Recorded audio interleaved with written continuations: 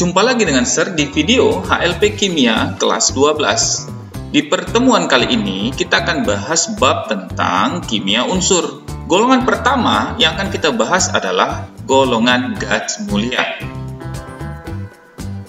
Materi yang akan kita bahas di kimia unsur golongan gas mulia ini adalah yang pertama, gas mulia di alam, yang kedua, sifat-sifat gas mulia, yang ketiga, senyawa gas mulia, dan yang keempat adalah industri untuk menghasilkan gas mulia dan kegunaan gas mulia. Oke, perhatikan baik-baik. Gas mulia di alam. Perhatikan tabel berikut. Dari tabel yang kita dapatkan, kelimpahan gas mulia di alam itu kita lihat di udara. Jadi, untuk gas mulia yang paling banyak di udara adalah argon. Itu ada 0,93%. Gas mulia yang paling sedikit itu adalah radon. Jadi, kecuali radon, gas mulia itu biasanya terdapat di udara sebagai atom tunggal. Radon itu bersifat radioaktif, umurnya sangat pendek. Waktu paruh untuk radon itu adalah 3,8 hari sebelum dia berubah menjadi unsur yang lain. Kita akan bahas yang kedua, sifat-sifat gas mulia. Perhatikan, kalau kita bicara tentang sifat unsur gas mulia, biasanya kita akan bahas tentang sifat fisika dan sifat kimia. Di sifat fisika, yang akan kita bahas adalah afinitas elektron, jari-jari atom, titik leleh, dan titik didih, serta energi ionisasi. Perhatikan baik-baik. Ketika ada dua atom gas mulia, kita ambil contoh adalah helium. Jadi, terjadi ikatan di antara mereka. Ikatan ini kita sebut sebagai gaya London atau gaya dispersi yang lemah. Jadi, dari atas ke bawah dalam satu golongan dari helium ke radon, kita dapatkan gaya dispersi akan semakin besar, sehingga akan mengakibatkan titik leleh dan titik didihnya meningkat. Baik, kita akan lihat sifat kimia. Jadi, sifat kimia yang dibahas adalah reaksi-reaksi kimia untuk menghasilkan senyawa gas mulia. Jadi, dulu dianggap gas mulia ini tidak bisa bereaksi, sudah banyak dilakukan percobaan. Tapi sekarang kita sudah dapatkan banyak sekali senyawa-senyawanya. Perhatikan, khusus untuk gas mulia ada teknik khusus untuk membuat dia bersenyawa. Jadi tidak sembarangan kita reaksikan dan menghasilkan zat baru, tidak. Ada special treatment, ada teknik khusus. Kita ambil contoh. Ketika radon itu harus direaksikan dengan unsur yang punya keelektronegatifan tinggi, contoh klorin. Maka itu akan terjadi reaksi yang spontan. Kemudian kita ambil contoh lainnya, xenon. Jadi kalau xenon ini untuk bisa dipaksa bereaksi, biasanya di laboratorium itu dilakukan treatment, dilakukan proses pemanasan pada xenon tersebut, kemudian akan diberi sinar. Tapi ini khusus di laboratorium, ya, treatment ini. Lanjut, kita ambil contoh adalah krypton. Jadi untuk krypton caranya itu juga sama, bisa disinari atau itu bisa diberikan arus listrik. Tabel sifat-sifat gas mulia. Jadi dari tabel ini kita bisa melihat sifat-sifat apa yang dimiliki oleh golongan gas mulia atau golongan 8A. Baik, kita akan lihat.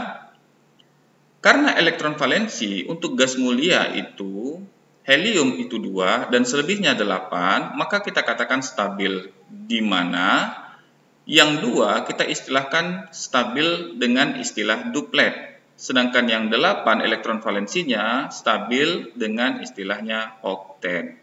Kita lanjutkan. Untuk jari-jari atom dari atas ke bawah itu ada peningkatan. Kenapa? Karena jumlah peningkatan nomor atom itu mempengaruhi peningkatan jumlah kulit konfigurasinya. Lanjut. Titik didih dan titik leleh sudah kita bahas tadi, ada pengaruh dari gaya London atau gaya dispersi yang lemah. Kemudian, afinitas elektronnya itu rendah, jadi sukar untuk membentuk ion negatif. Energi ionisasi itu tinggi, sukar membentuk ion positif. Jadi, dari sini kita katakan sebenarnya pada hakikatnya gas mulia itu susah untuk bereaksi. tapi bisa dilakukan suatu treatment khusus untuk dia bisa dipaksa untuk membentuk senyawa baru. Jadi kita akan bahas senyawa-senyawa gas mulia. Ada seorang ilmuwan namanya Neil Bartlett. Pada tahun 1962, dia terinspirasi dari reaksi antara molekul O2 ditambah PTF6 yang menghasilkan O2 PTF6.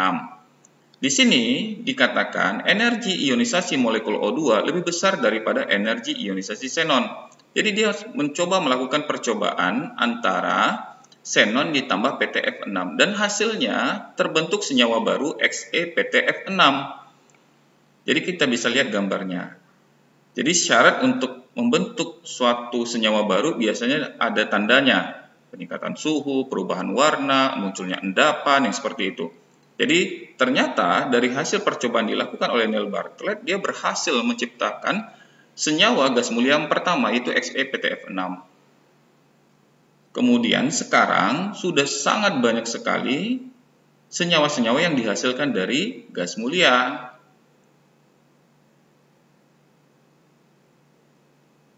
Ini adalah sebagian kecil yang ditampilkan. Jadi kalau sekarang itu didapatkan lebih dari 200 senyawa gas mulia. Kita bahas sedikit tentang bentuk molekul dan hibridisasi molekul XeF2. Jadi pada spektrum inframerah dan spektrum Raman, XeF2 memperlihatkan memiliki molekul linear baik dalam keadaan uap maupun dalam keadaan padatan kristalnya. Perhatikan konfigurasinya. Jadi pada konfigurasi elektron xenon keadaan dasar, kita dapatkan elektron valensinya adalah 5s2, 5p6, 5d0. Untuk konfigurasi elektron xenon keadaan tereksitasi, jadi treatment di laboratorium khusus, bisa membentuk senyawa XeF2 dengan memindahkan satu elektronnya. Jadi 5s2, 5pl5, 5d1. Nah, jadi akan membentuk sp3d. sp3d. Di sini kita bisa lihat ada pasangan elektron bebas milik xenon. Itu ada 3 pasangan elektron bebas. Maka kalau kita bentuk molekulnya, gambarnya akan seperti ini. Jadi geometri molekul XeF2 akan membentuk seperti garis lurus, jadi linear.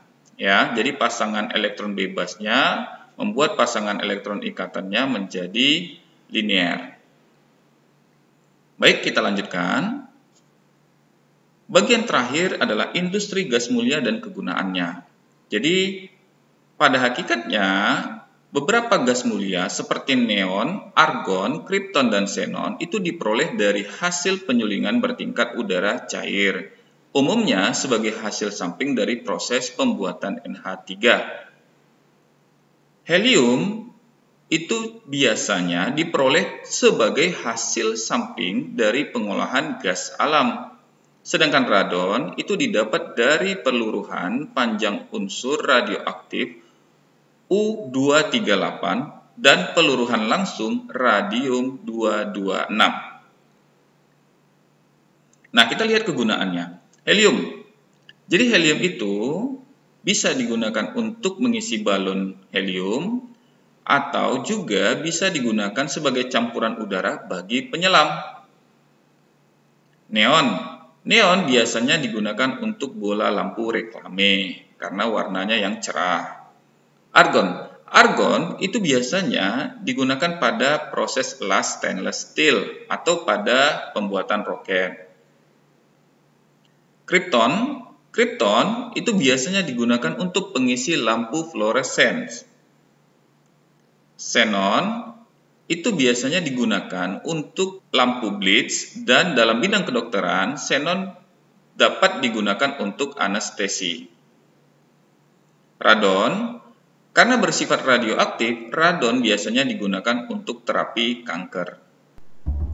Baik, itulah materi gas mulia yang kalian bisa baca juga di buku paket halaman 91 sampai 96. Terima kasih.